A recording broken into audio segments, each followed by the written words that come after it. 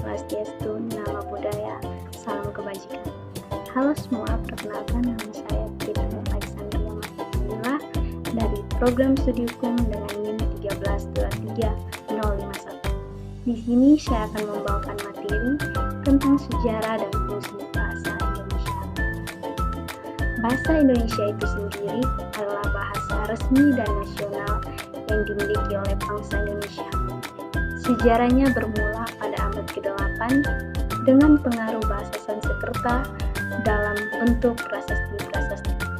Kemudian bahasa Melayu yang digunakan dalam perdagangan maritim menjadi dasar bahasa Indonesia.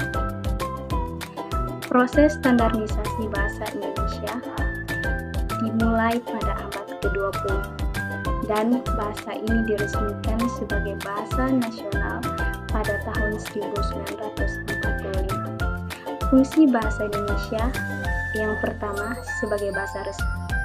Bahasa Indonesia digunakan secara resmi dalam pemerintahan, hukum, dan administrasi negara. Yang kedua, bahasa pendidikan.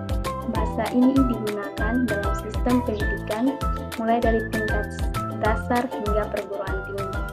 Yang ketiga, sebagai bahasa komunikasi. Bahasa Indonesia menjadi alat komunikasi antar etnis dan suku di Indonesia.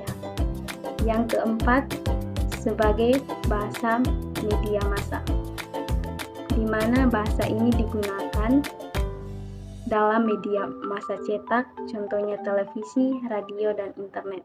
Yang kelima, bahasa budaya, di mana bahasa ini juga digunakan dalam seni, sastra, dan budaya.